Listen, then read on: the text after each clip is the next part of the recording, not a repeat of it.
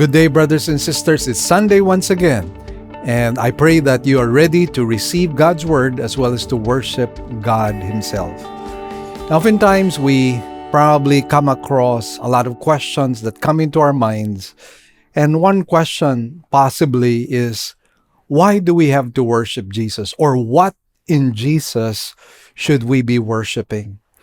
And oftentimes we just sing songs and we're not really mindful of the reasons why we sing songs to Jesus. Well, the major reason why we sing songs to Jesus is because of who He is. And oftentimes, even as believers in Christ, we have a very faint and even vague idea of the person and identity of the Lord Jesus Christ. And that is why, very importantly, we have to go into a Christology, a study of who the Lord Jesus is. Because that would somehow cause us to worship Him, not only with emotions, but with understanding and the reasons why we have to worship Him. And I'd like to read to you Colossians chapter 1, verses 15 and following. Colossians 1:15, He is the image of the invisible God, the firstborn of all creation. For by Him all things were created in heaven and on earth, visible and invisible, whether thrones or dominions or rulers or authorities, all things were created through Him and for Him. And He is before all things, and in Him all things hold together. And He is the head of the body, the church. He is the beginning, the firstborn from the dead, that in everything He might be preeminent. For in Him all the fullness of God was pleased to dwell, and through Him to reconcile to Himself all things, whether on earth or in heaven, making peace by the blood of His cross. You know, the amazing thing about this passage is that Paul lists for us the attributes and the person of the Lord Jesus Christ. And when you read through this, you begin to realize why we should be worshiping Him. He indeed is worthy of praise. He is our Redeemer. He is our Creator. In Him, the fullness of God dwells. He is the head of the church, and so many other things.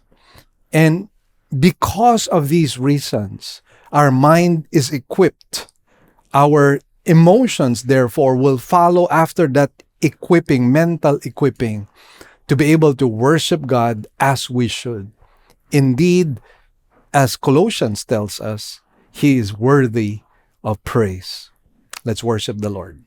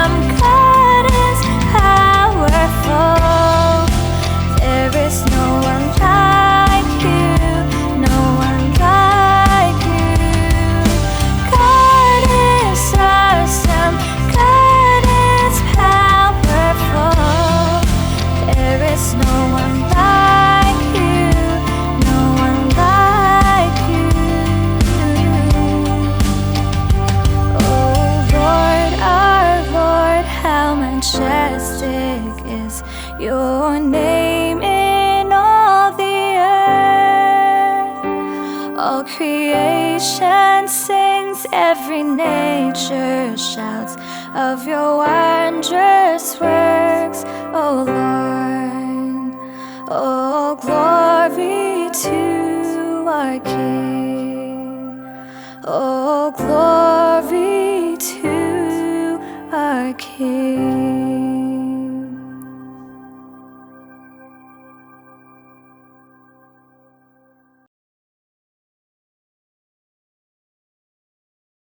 I will give thanks to you, my God. I will exalt your holy name forever and ever. Every day I will bless you and extol your glorious name forever and ever. I will give thanks to you, my God. I will exalt your holy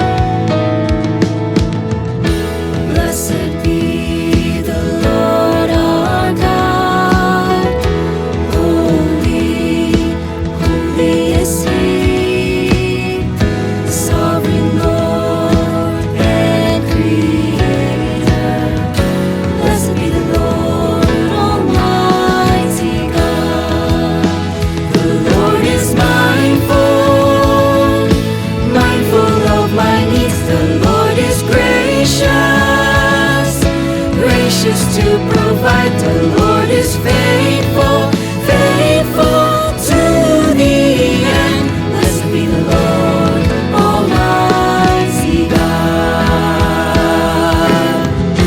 Blessed be the Lord our God.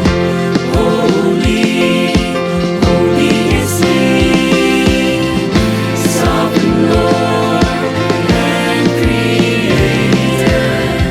Blessed be the Lord, Almighty God. The Lord is with me, my Emmanuel. You never leave me, nor abandon me. The Lord will guide me, keep me till my dying breath. Blessed be the Lord, Almighty God.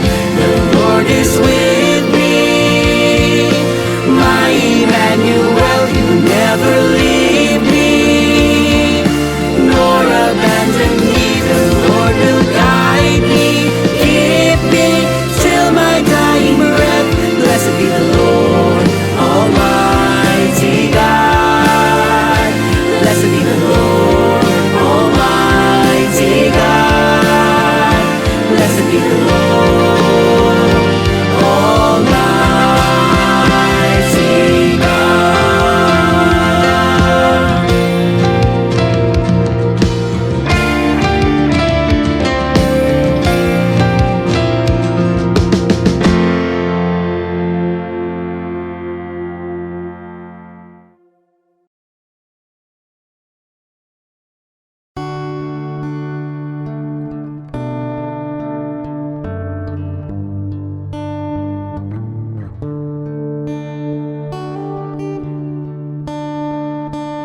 Be thou my vision, O Lord of my heart.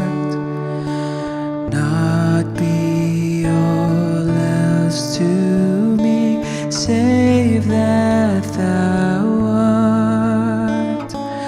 Thou my best thought, by day or by night. Waking or sleeping, thy presence my light. Be thou my wisdom, and thou my true word. I ever with thee, and thou with me, Lord. Thou my great Father, and I thy true Son. Thou in me dwelling, and I with thee one.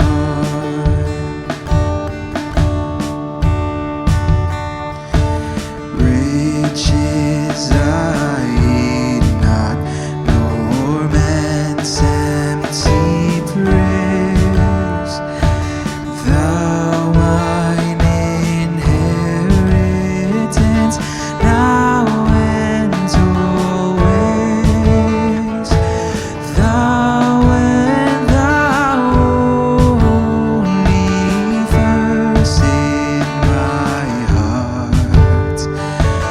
O King of glory, my treasure thou art.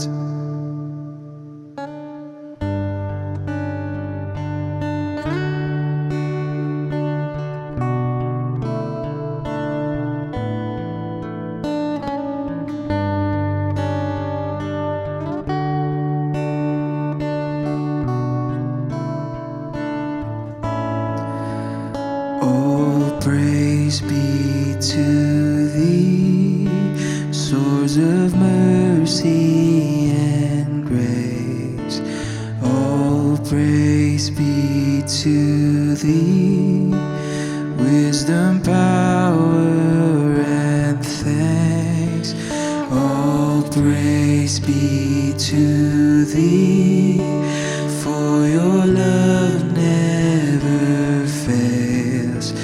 All praise be to thee, the beginning and end. All praise be to thee, source of mercy and grace. All praise be to thee, wisdom, power, and thanks. All praise be to thee, for your love never fails. All praise be to thee, the beginning and end.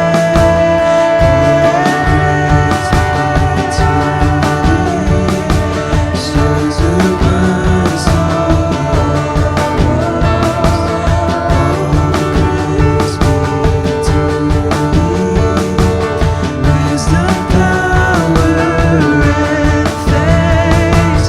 All praise be to thee, for your love never fails. All praise be to thee, the beginning and end.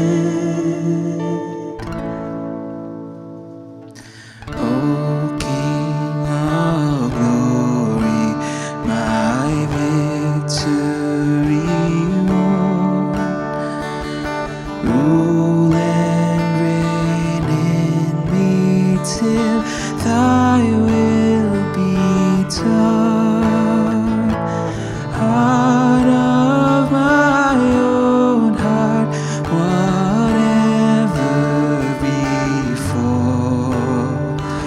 still be my vision, O ruler of all. Still be my vision, O ruler of all. Still be my vision, O ruler of all. Still be my vision, O ruler of all.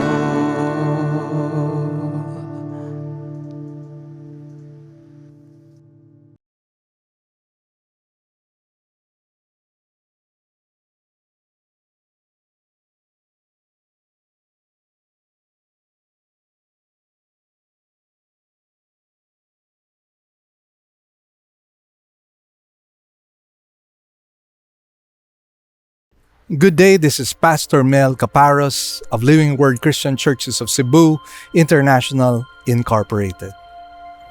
The past couple of years have been very, very difficult and very, very challenging for all of us. In November of 2019, COVID was discovered and it spread all over the world, killing not only hundreds of thousands, but even millions of people all over the world. This was something that was totally unexpected. This was uncharted territory. And even the churches did not know how to navigate through this very difficult time, as we had several lockdowns. And that included our church as well. So we had to close the doors of our church for services. And what had happened was we started to do virtual services. Well, one of the things that we learned is that the Word of God cannot be quarantined. And we are so thankful to the Lord that during those times we were able to reach as many people as possible, coming from different countries as well. We were so surprised to hear people listening to our videos and audios coming all the way from different parts of the world: New Zealand, Australia, Singapore, Malaysia, Vietnam, and even some parts of Europe and the United States. And so we were very thankful to God. Yet, truth to tell, we were discouraged by the fact that we could not see the people we were ministering to. Just like today, I'm facing a camera, and this is what I faced for several years. It was only recently that we began to open the doors of the church. And then we were able to have face-to-face gatherings, but then we had to follow government protocols. And so we had to space the people from each other. We had to wear our masks. We had to follow all kinds of safety protocols. But we were happy that at last we could still face each other. We could now face each other right now. The problem, however, was we only had limited space because of the safety protocols. The distancing was something that affected us. But then, later on, we were excited because we were about to go upstairs and have a bigger place. Well, this was the place we had about 2 years ago, and we were worshiping here. This could accommodate 2,000 people. And so we were excited that we could finally go up. And then Odette happened. December 2021, this building was struck. Portions of our roof were taken off. The glass was shattered. The building was damaged. Even the multi-purpose hall downstairs was greatly damaged. And so it took us over a year to renovate and repair this place. Well, now you can see the background. We have in fact renovated the stage, and we are excited and ready to receive you once again. We want to be able to worship with you because we miss your faces, we miss your smiles, and we miss the fellowship, the prayers, and the worshiping together, the singing together. And we hope to achieve that this coming February 12. Beginning February 12 and onwards, we will be worshiping again in the sanctuary. God is good and God is sovereign. Indeed, the reality menu contains calamities, difficulties, adversities, and trials. But in all of this, we are more than conquerors through Jesus Christ who loved us. So please join us. We're excited to have you again, worshiping together with us in the main sanctuary. God bless you all. We will wait for you.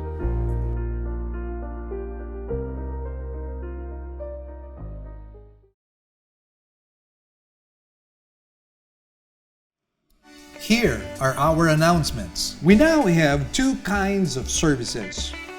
We will still have our virtual services for majority of our members through our Facebook page, Living Word Christian Churches of Cebu, International Incorporated, and our website, www.livingword.ph, and our YouTube channel to view our services. We enjoin you to watch the coverage of our service every Sunday at 9 o'clock in the morning. In 2023, join us as we visit the 7 churches that were stated in the book of Revelation. The tour will commence on May 20 to 30, 2023. For more inquiries, please contact 0922-333-3990 for more information. And our Israel tour is finally back. On November 17 to 28, 2023, we would like to invite you to join us as we embark on a historical and spiritual journey and see the places in the Bible. For more inquiries, please contact 0922-333-3990 for more information.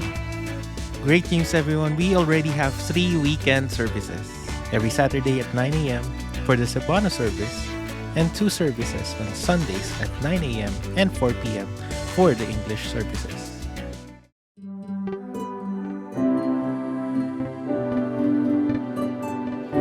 The title of today's sermon is True or False. We will take our text from Matthew 13, verses 24 to 30, and then we will skip some verses, go to 36 to 43. Shall we read these passages? Jesus presented another parable to them, saying, "The kingdom of heaven may be compared to a man who sowed good seed in his field. But while his men were sleeping, his enemy came and sowed tares among the wheat and went away. But when the wheat sprouted and bore grain, then the tares became evident also. The slaves of the landowner came and said to him, 'Sir, did you not sow good seed in your field? How then does it have tares?' And he said to them, 'An enemy has done this.' The slaves said to him, 'Do you want us then to go and gather them up?' But he said, 'No, for while you are gathering up the tares, you may uproot the wheat with them. Allow both to grow together until the harvest. And in the time of the harvest, I will say to the reapers, First, gather up the tares and bind them in bundles to burn them up, but gather the wheat into my barn.'" Verse 36. Then he left the crowds and went into the house, and his disciples came to him and said, "Explain to us the parable of the tares of the field." And he said, "The one who sows the good seed is the Son of Man, and the field is the world. And as for the good seed, these are the sons of the kingdom, and the tares are the sons of the evil one. And the enemy who sowed them is the devil, and the harvest is the end of the age, and the reapers are angels. So just as the tares are gathered up and burned with fire, so shall it be at the end of the age. The Son of Man will send forth his angels, and they will gather out of his kingdom all stumbling blocks and those who commit lawlessness, and will throw them into the furnace of fire. In that place there will be weeping and gnashing of teeth. Then the righteous will shine forth as the sun in the kingdom of their Father. He who has ears, let him hear." Let's bow our heads in prayer at this time. Heavenly Father, we thank you and bless you, Lord, for this blessed time that we could gather together and worship you. And Lord, our desire is that you might be able to speak to us because, Lord, your word brings refreshing and brings upon conviction in our hearts and in our lives. Lord, we seek your face and the blessing of your Holy Spirit, that in all things you might be glorified and your people be edified. We give you thanks and praise. In Jesus' blessed name we pray. Amen and amen. Now, in our study today, there are several questions that normally arise when you read a passage like this. And if you had been with me for the past few sermons or past few Sundays that we have been together, I'm sure that this brought about a mental processing. And in that mental processing, I'm sure that you had many questions and many queries, most especially when it comes to appearances. Now, in this particular study that you and I will have, we would like to be able to ask certain questions. One question is this: does mere profession of Christ mean that you are already a part of God's kingdom and that you have an inheritance in heaven? So that's one question I think a lot of us have been asking for the past few sermons. Another question would be, do similar appearances for a professing believer make you into somebody who is a recipient of the manifold blessings of God and his inheritance? Now, these are the questions we will attempt to answer as we look at the distinctions and the destiny of the true and the false believer. Here are the 3 points to look at. Verses 24 to 25 and verses 37 to 39 talks about the true and false sower and the true and false seeds. Now in verses 26 to 27 and also verse 38, we're going to talk about the present reality of the true and the false. And then in verses 28 to 30 and verses 39 to 43, we go to our third major point, the future destiny of the true and false. Under that, verse 29, we find the source of the false seeds. And in verses 29 to 30, the destiny of the true and false seeds. So let's go now and dive into our study. Let's talk about the true and false sower and the true and false seeds in verses 24 to 25 and verse 37 to 39. But first, let's read verse 24 at this time. It says, Jesus presented another parable to them, saying, the kingdom of heaven may be compared to a man who sowed good seed in his field. Now here, we're going to talk about the true sower and the true seeds. Now, remember, we came up with a definition of terms initially when we began our study of the book of Matthew, because oftentimes we tend to read in a lot of things coming from a 21st century mind.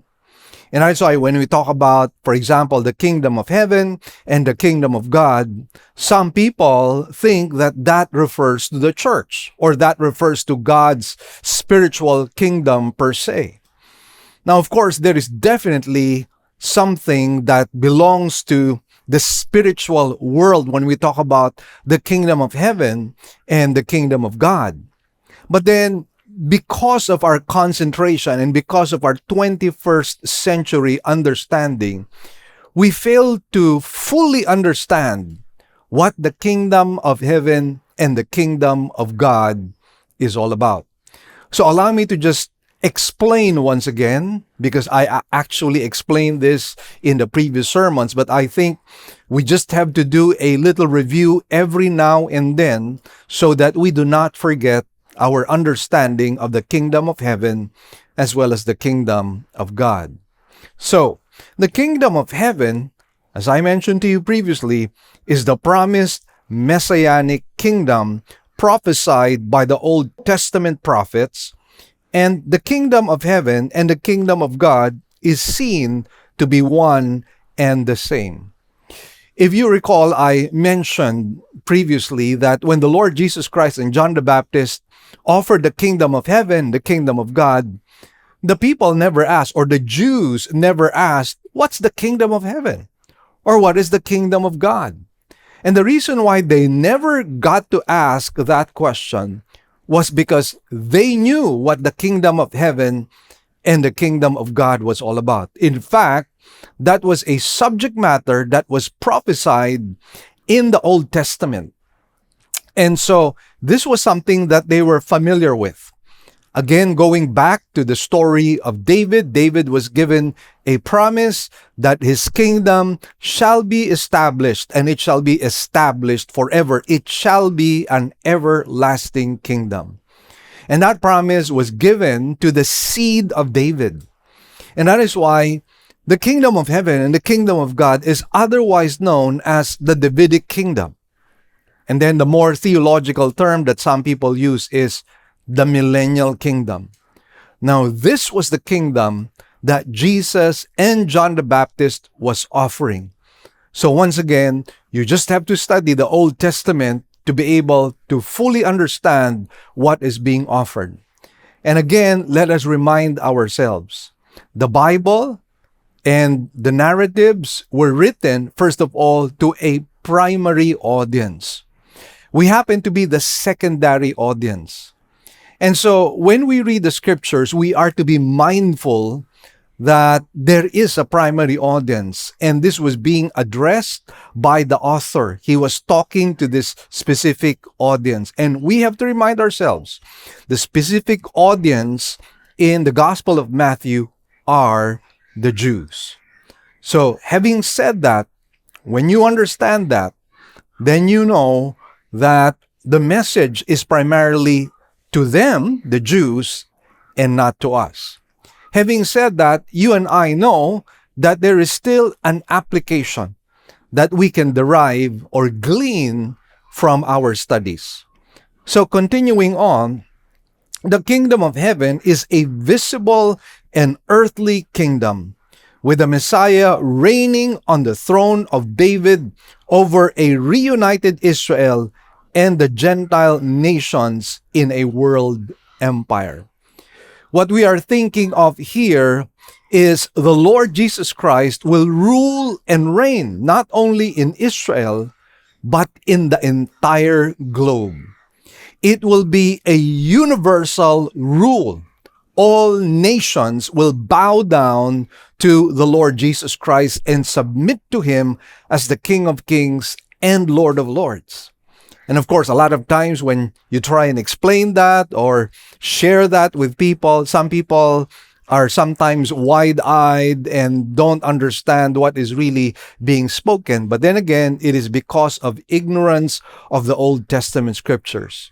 And once again, we cannot overstate the importance of the Old Testament. If you were looking at a pyramid, you cannot overstate the importance of the Old Testament. It is the lower bottom of that pyramid, and then on top of that would be the New Testament.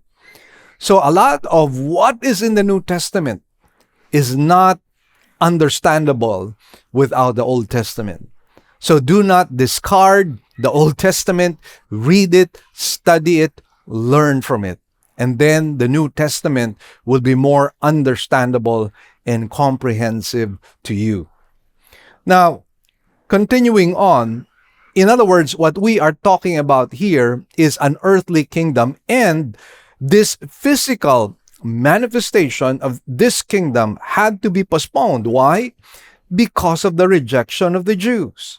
Therefore, it is a future kingdom that will be historical and visible and will be established during Christ's second coming.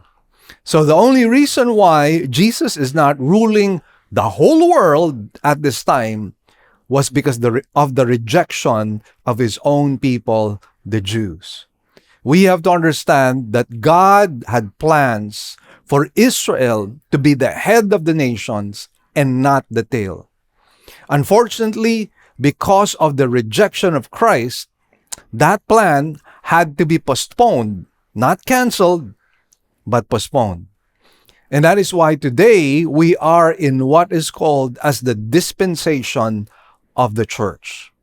And obviously, God's kingdom, when we speak about the church, is more of a spiritual kingdom.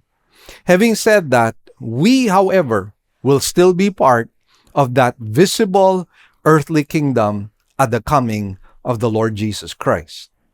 Now, in this parable, Jesus explains the reality of what was happening at that time as He offered the kingdom to the Jews. So we have to understand, Jesus was talking about the life situation when He was present. He was not talking about us in the 21st century. He was talking about a current situation where He was very much involved and engaged in.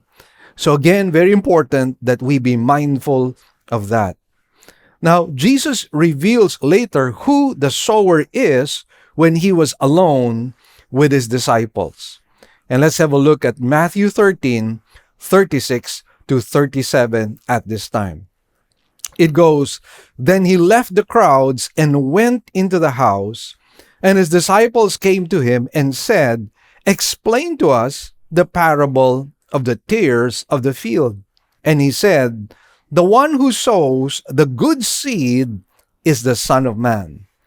So again, very clearly, before you try to make application of this passage, which I know many pastors and many preachers are doing, you have to look at what the Lord Jesus was saying here. Pay attention to the details that He was saying here. So, if we ask ourselves the question, who is the sower in this parable? And very clearly, Jesus already said that He is the sower. He is the Son of Man who happens to be the sower. Now, inasmuch as our Lord said that He Himself was the sower of the good seed, would not the seed sowing seem to refer to our Lord's ministry then, rather than to something going on now? So hear me out, friends, because here is what happens. Some people read this passage and they make immediate application, and they believe that it actually refers to us evangelists or to us sowers of the seed. But we have to understand, no, Jesus was saying here that he happens to be the sower. So this was speaking about his current situation, not the 21st century. Again, having said that, we can still find lessons or applications that can apply to us in the 21st century. But then again, let's not miss the primary meaning of this passage and what Jesus himself was saying.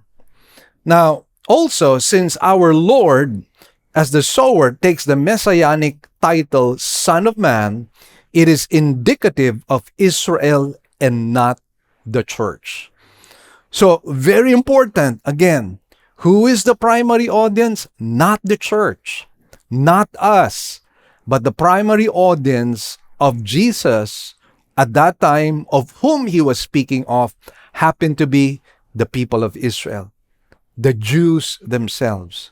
So he was speaking about them and the current situation as he was engaged in ministry to them, spreading the gospel, sowing the seeds to them. Now, moving on in verse 24, it says that the Son of Man, or rather the sower, was sowing good seed in his field. And then in verse 38, it says, and the field is the world, and as for the good seed, these are the sons of the kingdom. Once again, we have to realize that what the Lord Jesus was doing here was he was explaining, using the picture and illustration of agriculture to represent somehow what was happening there at his time, what was happening with them during the time he was doing ministry. So, the good seed and the wheat here, who are they? They refer to the sons of the kingdom. In that context, this was referring to his true disciples who had followed him. The Lord was the one who planted them for the purpose that they might be fruitful. Now, looking at the passage of Scripture, look at John 15, verse 16. It says, you did not choose me, but I chose you and appointed you that you would go and bear fruit, and that your fruit would remain, so that whatever you ask of the Father in my name, he may give to you. So we find here it is God himself who had planted his disciples. For what reason? That they might be fruitful. Now, the field, we are told, is the world. And in that time, obviously with the disciples, the world that they knew and saw and experienced was their own nation, Israel. Now, Jesus trained and used his disciples to minister to Israel. In Matthew 10, verse 1, it says, Jesus summoned his 12 disciples and gave them authority over unclean spirits to cast them out and to heal every kind of disease and every kind of sickness. And then in verse 7, and as you go, preach, saying, the kingdom of heaven is at hand. Heal the sick, raise the dead, cleanse the lepers, cast out demons. Freely you received, freely give. Now, as I mentioned, while the primary audience here happens to be the nation of Israel, and while we are talking about Jesus as the sower here, and the seeds being the sons of the kingdom, we have to understand that God has planted us as well. So there is application for us as well today. While the primary application was with the true disciples and apostles of Christ at that time, there is an application for us in this 21st century. God likewise plants his people today in the world, the nation, the city you're in, the town you are in, the province, the neighborhood, the office, or the school. So we find ourselves in various situations and various environments. And let me tell you this, God has planted us where we are. And the purpose of God is that you and I might be His own witnesses, that you and I might be His own shining lights in this dark and perverse world. So friends, God has a purpose for you. He has a reason why you are where you are. It is no accident that you are where you are, whether it is in the office, whether you are in school, whether you are in the city, this town, or this province. Remember, it is not an accident. You are there by God's divine appointment. And I think it's very important to be able to look at that in those terms, because otherwise we might live our lives according to random choices, and we think that things happen as they are simply because it happens by chance. No, friends, recognize the sovereignty of God in your life. Recognize that God Himself is moving you towards somewhere or something for the purpose of glorifying His name. So, why does God plant us where we are? That we might be witnesses where we are through word and life. Where we are is our mission field. We are on a divine assignment and not accident. Let us not miss the opportunities that God gives to us to impact the lives of people and to share the gospel to them. So friends, we are to be aware of God's purposes and God's mission and God's calling for our lives, lest we begin to be distracted and think that we are just in the office to earn money, work for a living, and provide for our family. And if we stop there and not realize that there are higher and greater and more spiritual reasons why God has planted us where we are, then we will become useless to the kingdom of God. Remember this, God wants to use us, but He cannot force us like robots, and He cannot push us and force us or twist our arms to doing something that we don't want to do. We ourselves have to have the same heart as God has, a heart of compassion, a heart of love, a heart with a sense of mission and urgency. Now, moving forward, let's talk about the false sower and the false seeds. And so let's read verse 25, and then we'll segue into verse 39. It says, "But while his men were sleeping, his enemy came and sowed tares among the wheat and went away. And the enemy who sowed them is the devil, and the harvest is the end of the age, and the reapers are angels." So who is the false sower here? Well, the false sower is Satan, as clearly spelled out here. It says here, the enemy who sowed them is the devil. Now, in ancient times, the enemy, out of spite or revenge, would sow tares to destroy or greatly reduce the crops of the farmer. It was a crime for which the Romans had a specific law against it. Now, we need to note here that Satan has and will continue to attempt to destroy and reduce God's work in the world. And notice how the Lord framed His statements and how He defined who Satan is. Satan is declared here as the enemy. Never forget that. He is our adversary. And he wants to reduce the work that we do for the Lord. He wants to destroy the work that we do for the Lord. And if we will allow him to do that with the wrong choices that we make, he will definitely destroy us, or he will definitely reduce our usefulness and our worthiness in the kingdom of God. And that is why it is very important that we be aware that we are in the spiritual warfare, that there is a war that is ongoing. And if we are not cognizant of that fact, then friends, we might be swallowed up in a pit or in a trap that Satan himself has prepared. And so we are to be very, very careful. We are to be on the alert, as the Bible says, because the enemy, Satan himself, is a roaring lion seeking someone to devour. Now, the word sowed here carries the idea of thoroughness, and throughout history, tares have outnumbered the wheat by enormous proportions. And again, the tares here, and I'm just preempting what I'm about to say later on, the tares here represents the professing believers, but they are not genuine ones. And if we look to the statistics in the Philippines, according to statistics, those who identify themselves as genuine believers in the Philippines would be about 10%. And yet, we identify our entire country as generally Christian.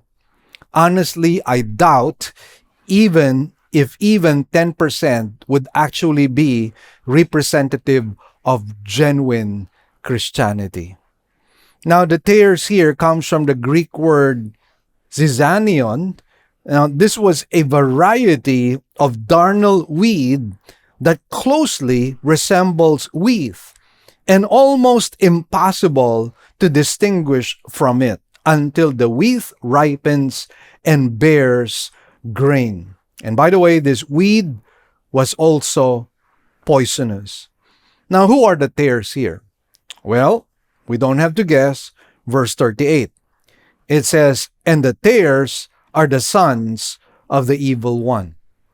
Now, using the analogy of the kind of tares we're talking about in the wheat, we are told here that early on, they resemble each other. They resemble each other. And as a result of that resemblance, it is really difficult to distinguish which are the wheat or which are the tares. We would not know until they grow. And that is why it is very deceptive. These kinds of tares are very deceptive. And true enough, this is what we also discover with the sons of the evil one who profess to be believers or disciples, but in truth, they are really the sons of the devil. One perfect example would be Judas himself. Notice in John 13, verses 2 and then verses 10 to 11, it says, during supper, the devil having already put into the heart of Judas Iscariot, the son of Simon, to betray him. And then verse 10, Jesus said to him, he who is bathed needs only to wash his feet, but is completely clean, and you are clean, but not all of you. For he knew the one who was betraying him. For this reason he said, not all of you are clean. So this is a very clear statement. When Jesus Christ said to the other disciples, you are clean, that meant they were justified. That meant they were saved. That meant their sins had been cleansed. But when Jesus said, not all of you are clean, and he begins to point to the person who would betray him, obviously he is stating here, Judas is not really a genuine believer. He appears to be a believer, and early on, we actually do think that he happens to be a believer. But then as we progress with the narrative, what do we discover? That he is a thief, that he is a son of the evil one. And the interesting part is that while he was a thief and stealing money from the money bag of the disciples, nobody suspected. Nobody suspected at all that he was a thief. What does that tell us? Well, appearances can be very deceiving. And Judas actually presented himself in such a manner that he was believable and credible until the final test showed him to be a fake Christian, a fake believer. So let's talk about the application for today. While the primary application was during Christ's early ministry, there is an application for us in the 21st century. Now, we know that there are true believers and those who are merely professing believers but are really not.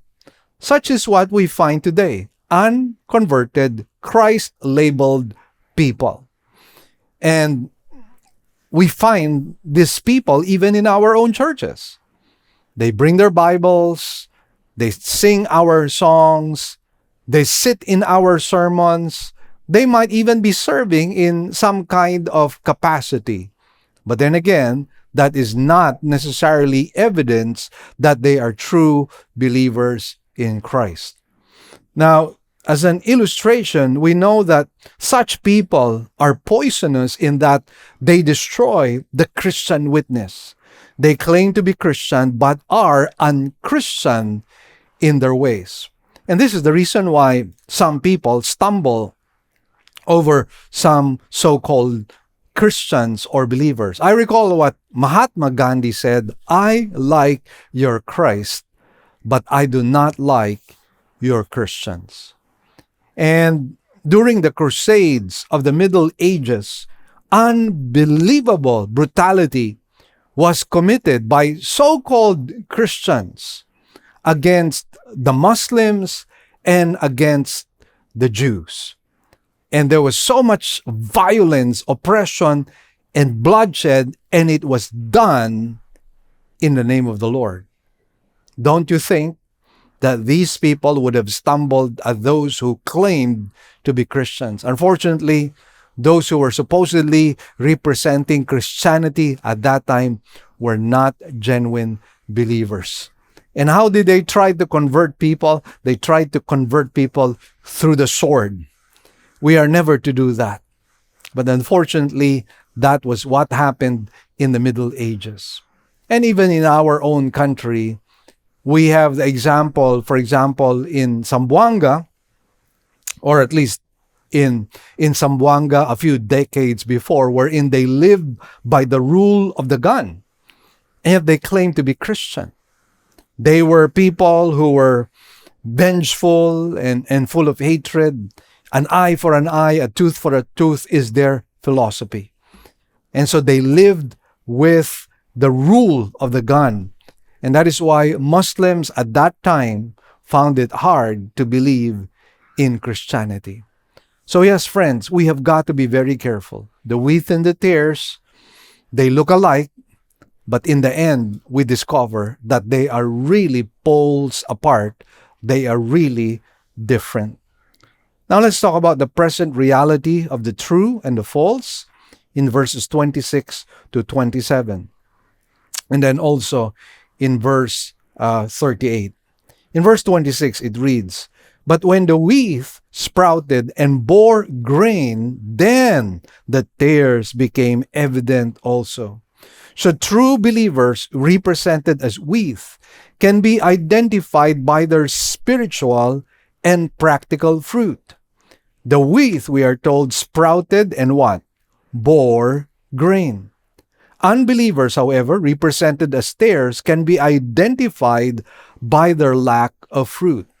Remember last weekend, we talked about the fruitful heart. And what did we learn? Well, we learned that the evidence of genuine Christianity is fruitfulness. And we talked about various kinds of fruit, the fruit of converts, the fruit of the Spirit, the fruit of character, the fruit of giving, the fruit of worship, and many others. And these are things, these are the evidences that one is truly a child of God. On the other hand, the tares, those who are not genuine believers, will not bear genuine fruit. And so, let's read verse 38. It says, "As for the good seed, These are the sons of the kingdom, and the tares are the sons of the evil one. In verse 27, it says, the slaves of the landowner came and said to him, Sir, did you not sow good seed in your field? How then does it have tares?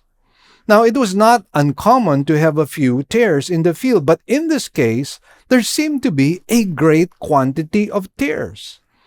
And while Jesus was speaking primarily of his time, and by the way, of the future tribulation period, the conditions appear the same today. Yes, friends, while the Lord was referring to a past condition, as we look back to the time of Christ in a future condition, in the tribulation period, we are to understand that the presence of tares, quote-unquote tares, is very much apparent in our day and in our time. There are fake believers as well. Now let's talk about the future destiny of the true and the false in verses 28 to 30. First, in verse 28, it says, and he said to them, an enemy has done this. The slaves said to him, do you want us then to go and gather them up? Now, here we are talking about the source of the false seeds in verse 29.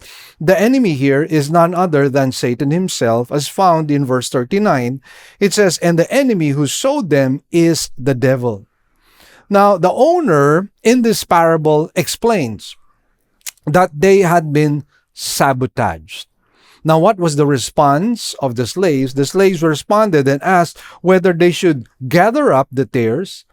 And this attitude may somehow reflect a rabid intolerance that desires drastic measures to exterminate unbelievers or false believers.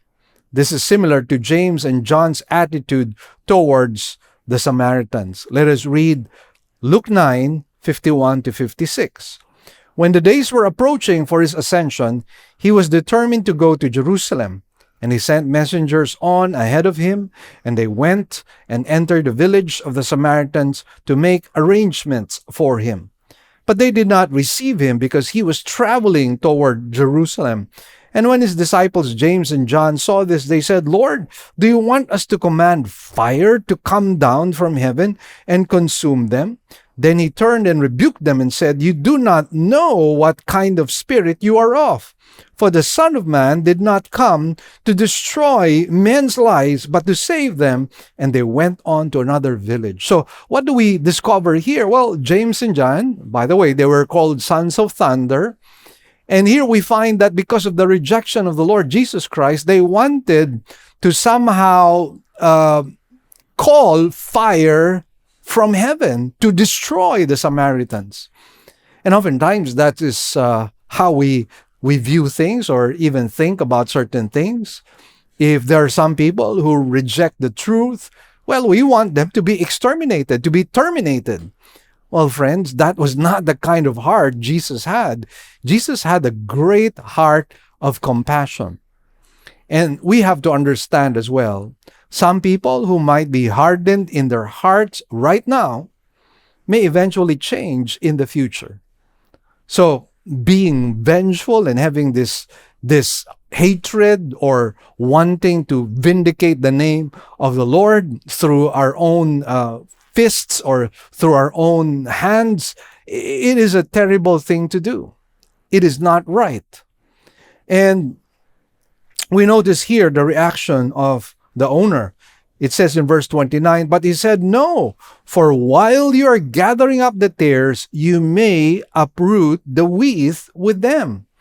So the owner objects to these drastic measures for a couple of reasons. Number one, the roots of wheat and tares would have become intertwined, and uprooting the tares would mean uprooting the wheat also. More so because the roots of tares are stronger than that of wheat. Wheat that matured later, having no grain as yet, would be mistaken for tares and therefore uprooted. So these are the reasons. I mean, if you're talking about agriculture, These were the practical reasons why you could not do that. You could not just all of a sudden uproot the tares, because as we mentioned, it could be intertwined with the roots of the wheat. So you would in fact be harming the wheat itself if you attempt to uproot the tares prematurely. And likewise, we were told that there are some wheat that take some time to mature and bear grain. And unfortunately, if we uproot them, prematurely, then it becomes practically useless, when in fact it could have been productive. It could have borne grain for us. Now, the application point for us today is this.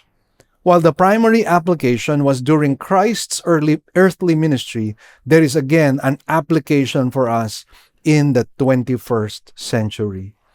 Genuine believers would be affected one way or another if we enter into judgment with pseudo believers. Like, for example, in Ireland, you have the war between the Protestants and the so-called Christians. And I'm sure that a lot of people, including the genuine ones, may have stumbled as a result of all the violence that had taken place and the bloodshed that had taken place because of the war between the Protestants and the Catholics. God's elect may still be among the tares or appear to be tares. In application as believers in this dispensation, our mandate is not to judge, punish, and destroy those who are not believers. Our job is to convert the world. We are not avengers, but soul winners.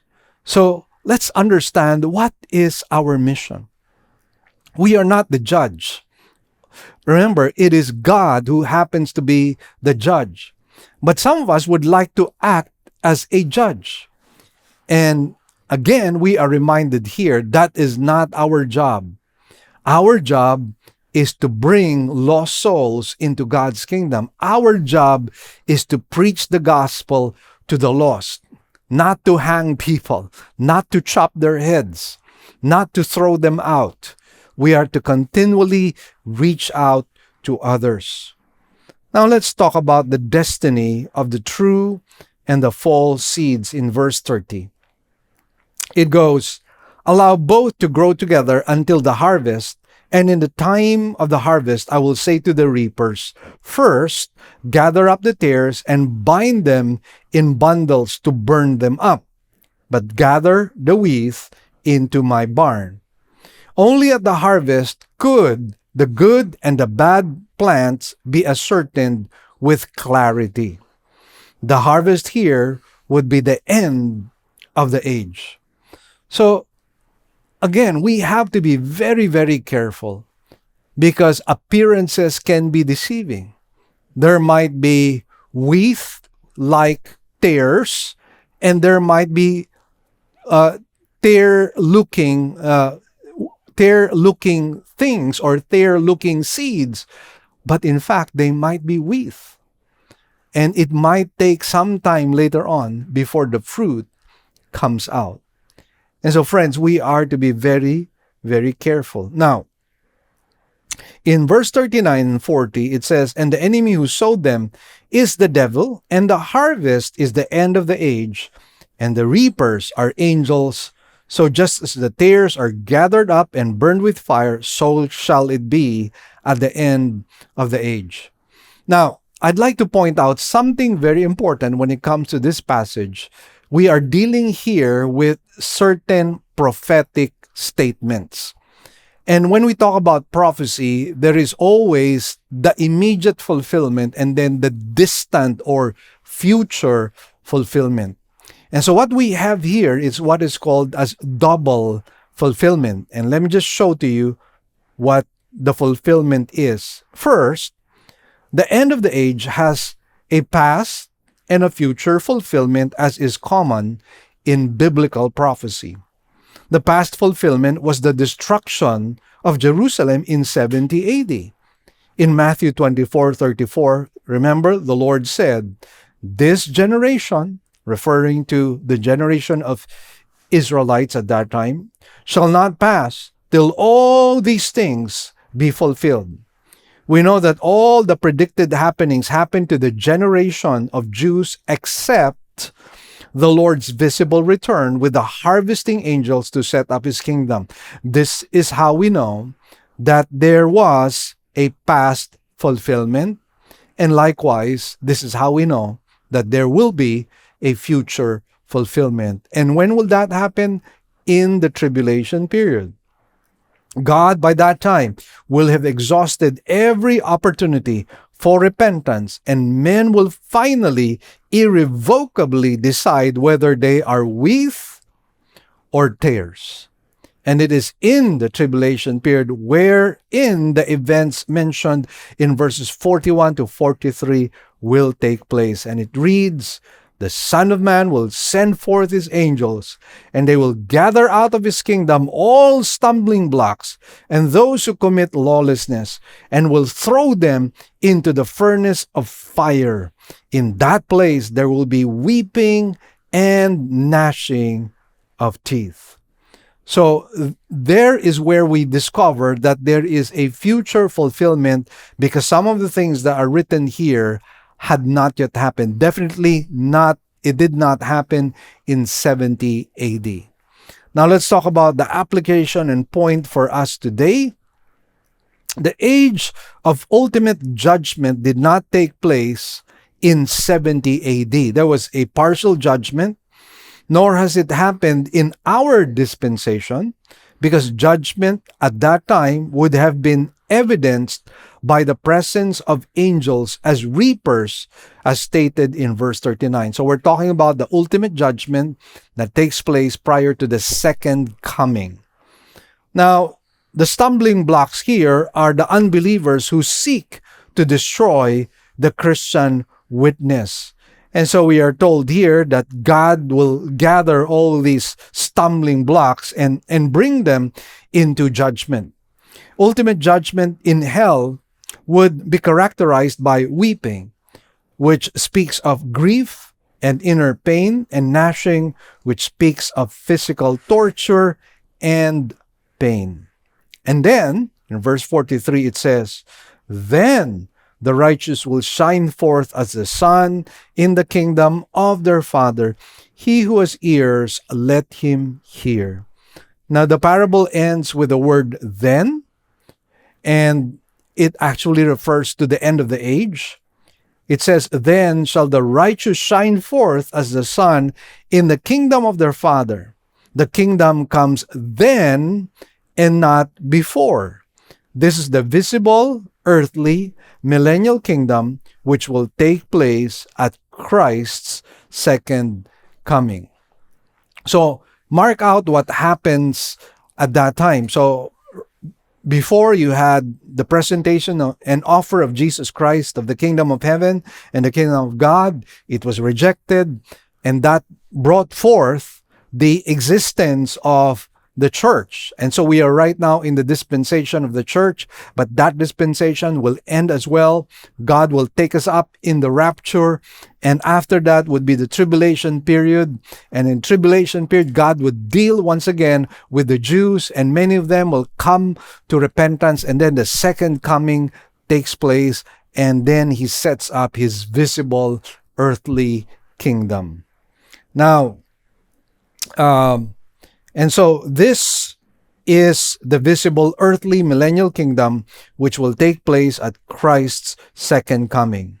In the kingdom of the Father, only the righteous will be found. There will be no evil people, deed, or thought.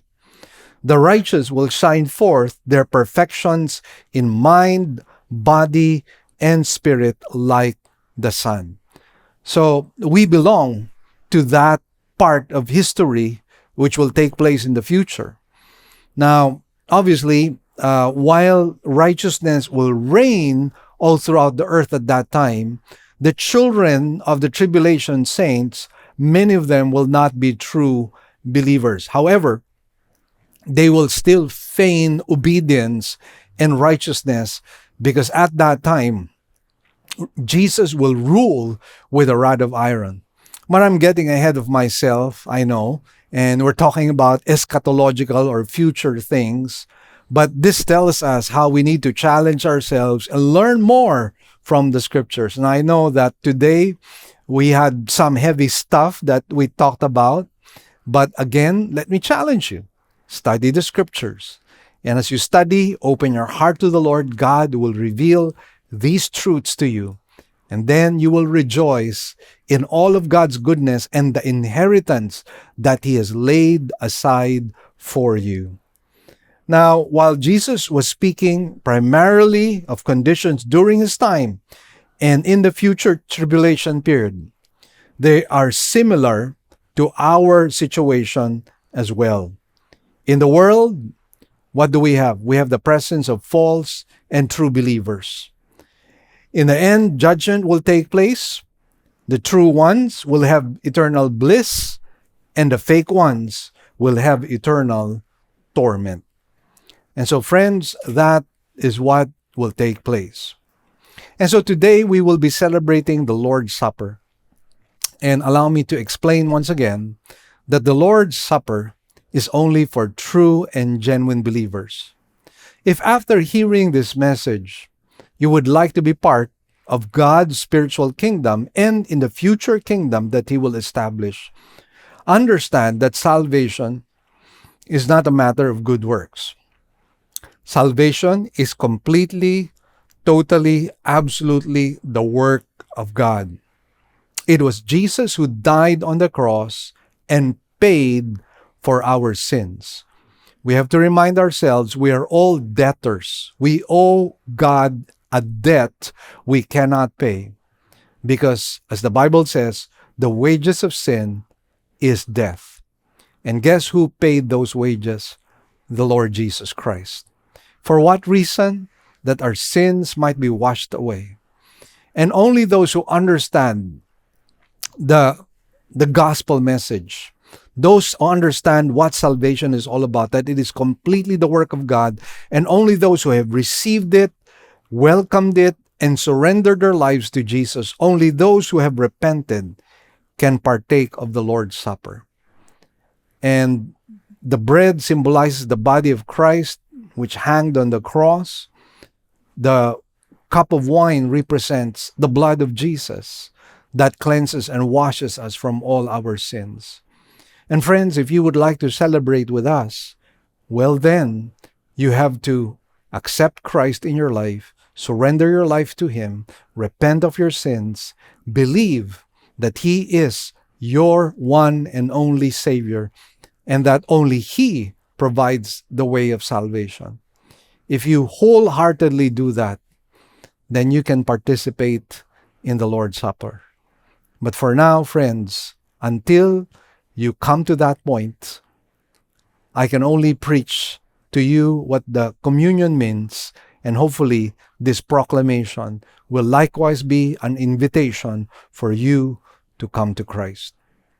Now, let us read 1 Corinthians chapter 11, verses 23 and following. Let us read this passage. For I received from the Lord what I also delivered to you, that the Lord Jesus, on the night when He was betrayed, took bread, and when He had given thanks, He broke it and said, "This is my body, which is for you. Do this in remembrance of me." In the same way also, He took the cup after supper, saying, "This cup is the new covenant in my blood. Do this as often as you drink it in remembrance of me." So at this point in time, let us thank the Lord for the elements. Lord, thank you for these elements which remind us of your goodness, your grace, and your salvation. Indeed, Lord, we are deeply indebted to you. And we give you thanks and praise for what you have done for us. In Jesus' name we pray. Amen and amen. Let us partake of the bread and also the wine as well.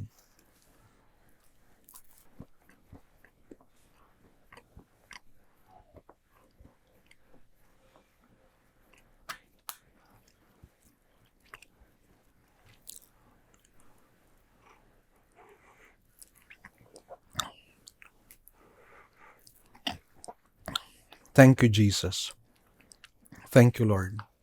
How sweet is your salvation, O God. And we thank you and bless you that we could remember your faithfulness and your goodness. Lord, we are eternally grateful to you. And so we thank you for today. And thank you also, Lord, for the opportunity to share our resources for the work of the kingdom.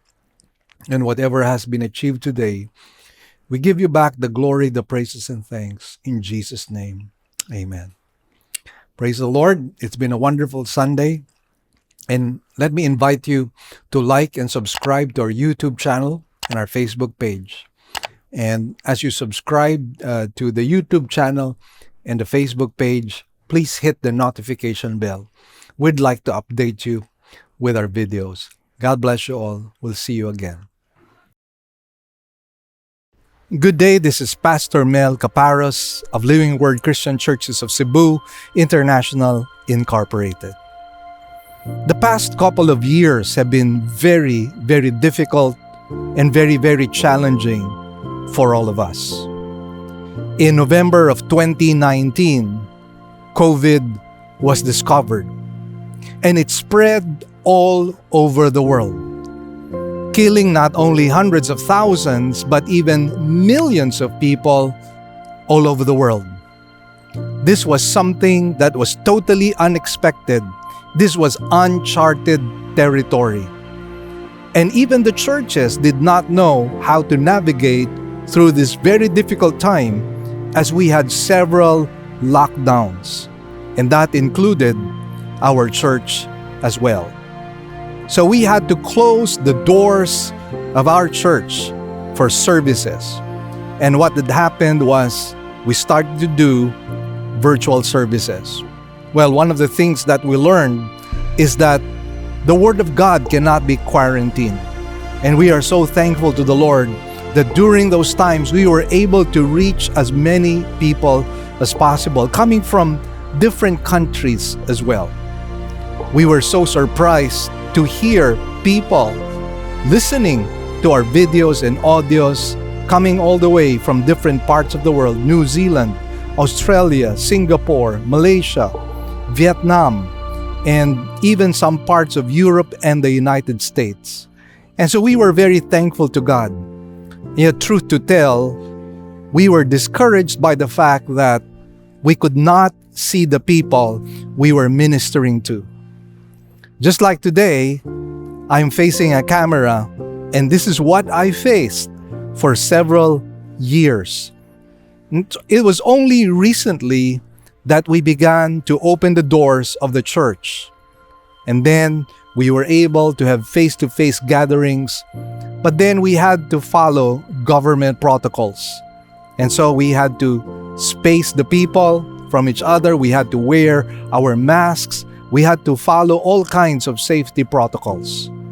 But we were happy that at last we could still face each other. We could now face each other right now. The problem, however, was we only had limited space because of the safety protocols. The distancing was something that affected us. But then later on, we were excited because we were about to go upstairs and have a bigger place. Well, this was the place we had about 2 years ago, and we were worshiping here. This could accommodate 2,000 people. And so we were excited that we could finally go up. And then Odette happened. December 2021, this building was struck. Portions of our roof were taken off. The glass was shattered. The building was damaged. Even the multi-purpose hall downstairs was greatly damaged. And so it took us over a year to renovate and repair this place. Well, now you can see the background. We have in fact renovated the stage, and we are excited and ready to receive you once again. We want to be able to worship with you because we miss your faces, we miss your smiles, and we miss the fellowship, the prayers, and the worshiping together, the singing together. And we hope to achieve that this coming February 12. Beginning February 12 and onwards, we will be worshiping again in the sanctuary. God is good and God is sovereign. Indeed, the reality menu contains calamities, difficulties, adversities, and trials. But in all of this, we are more than conquerors through Jesus Christ who loved us. So please join us. We're excited to have you again worshiping together with us in the main sanctuary. God bless you all. We will wait for you.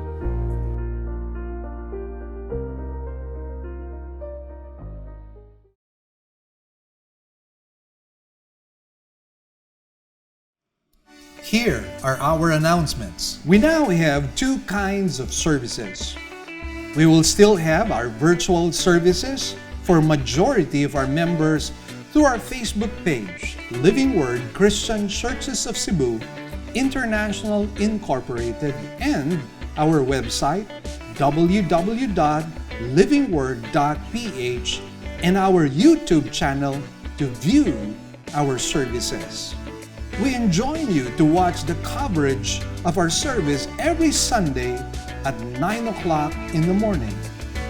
Good news, brothers and sisters! Our radio program will now be heard nationwide through FEBC radio stations. As an added bonus, all Living Word original songs will likewise be aired as well.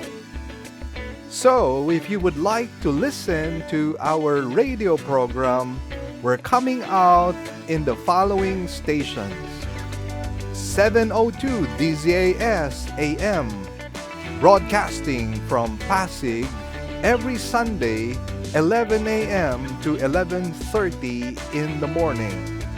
We're also coming out from 104.3 DWAY FM from Legazpi.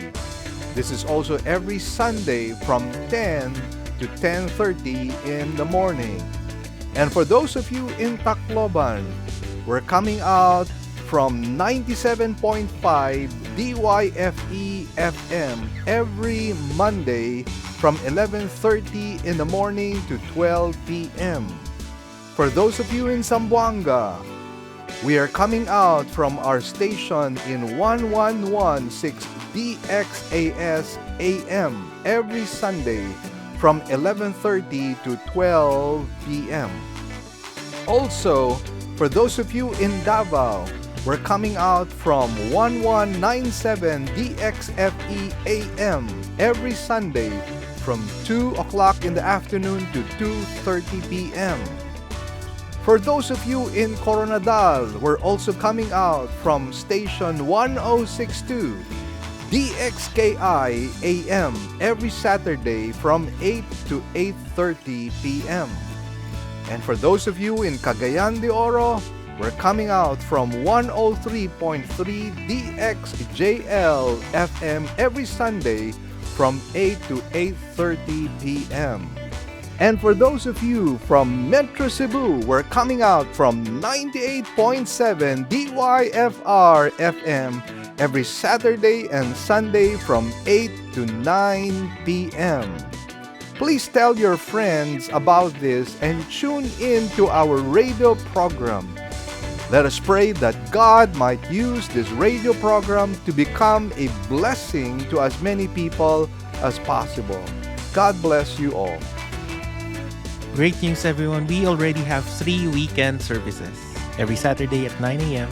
for the Cebuano service, and 2 services on Sundays at 9 a.m. and 4 p.m. for the English services. We'd also like to thank our partners, our members who have been consistently giving to partner with us in the work of the Lord. We'd like to share our giving channels to those who would like to partner with us in the work of the Lord. You can deposit your love offerings to the following banks: Banco de Oro. Account name is LWCCCII. The account number is 00100060800. We also have a BPI account. Account name is Living Word Christian Ministries, Cebu Incorporated. Account number is 1021023481. Finally, we have RCBC. Account name is LWCCCII. Account number is 14520052886. To give via GCash, just follow these simple steps. From your GCash app, click Bank Transfer. In Bank Transfer, click the BDO icon under Select Partner Banks. Enter the amount. Enter the name LWCCCII and account number 001000060,800 and send the receipt to office@livingword.ph. Then click Send Money. You may also send your love offerings and donations online through our website. Go to www.livingword.ph and click Give, and then a dialog box comes out of it. Kindly click on your giving preferences. Thank you, and God bless.